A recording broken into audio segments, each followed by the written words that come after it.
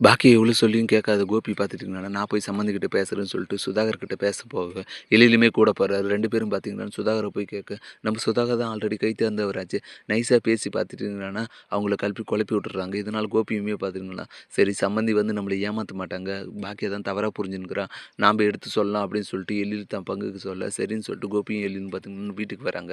வீட்டுக்கு வந்து பாக்கியா கிட்ட பார்த்தீங்கன்னா, கோபி வந்து எடுத்து சொன்னாலுமே வந்துட்டு, பாக்கியா என்ன சொல்ல வரான்றதே கோபி புரிஞ்சுக்க மாட்றாரு. ஏன்னா, அந்த அளவுக்கு பார்த்தீங்கன்னா, சுதாகர் மேல நம்பிக்கை வச்சுக்கிறாரு கோபி. இதனால பார்த்தீங்கன்னா, பாக்கியாவுமே பார்த்தீங்கன்னா, செம டென்ஷன் ஆயிடுறாங்க. நீங்க என்னதான் நான் சொன்னாலுமே வந்துட்டு நீங்க புரிஞ்சுக்க மாட்டீங்க.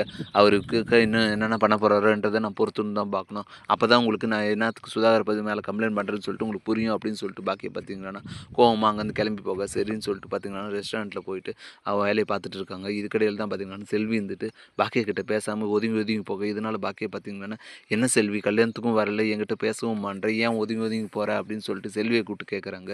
செல்வியுமே வந்துட்டு, "அக்கா நீங்க ஓனரு, நான் வந்து லேபர்க்கா. ஓனர் கல்யாணத்துக்கு வந்து லேபர் வந்து போக்கூடாதுக்கா. அப்புறம் வந்திருந்தேன்னா தேவையில்லாத பிரச்சனை தான். அதனால தான் நான் வரவே இல்ல. என்ன மன்னிச்சிருங்கக்கா" அப்படின்னு சொல்லிட்டு செல்வி பார்த்தீங்கன்னா, மன்னிப்பு கேட்க, பாக்கியாவுமே வந்துட்டு, "சரி விடுடி, எனக்குமே வந்துட்டு இந்த கல்யாணம் புடிக்கல தான். ஆனா அவங்க தான் வற்புறுத்தி கல்யாணம் பண்ணாங்க.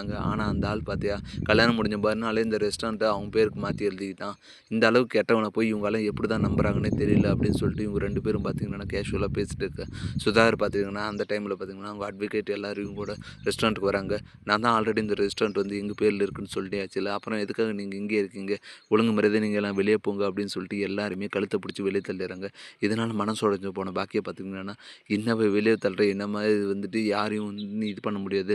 உன்னால என்ன முடிஞ்சதோ பண்ணிக்கோ" அப்படின்ற மாரி பாக்கியா பார்த்தீங்கன்னா உறுதியா இருக்க, "நீங்க என்னதான் பேசினாலும் வந்து இந்த ரெஸ்டாரண்ட் வந்து என்னது தான். இது எனக்குன்னு ஆயிப்போச்சு. இனிமேல் நீங்க இருக்கிறது சரி வராது. நீங்க வெளிய போயிருங்க" அப்படின்னு சொல்லிட்டு கோவமா சொல்ல, உடனே பாக்கியாவுமே வேற வழி இல்லாத செல்விய கூட்டிட்டு வெளிய வந்துர்றாங்க. வெளிய வந்தவங்க பார்த்தீங்கன்னா, சோகமா எங்க போறதுன்னு தெரியாம ஒரு மூலையில உட்காந்துட்டு அழுதுட்டு இருக்கு.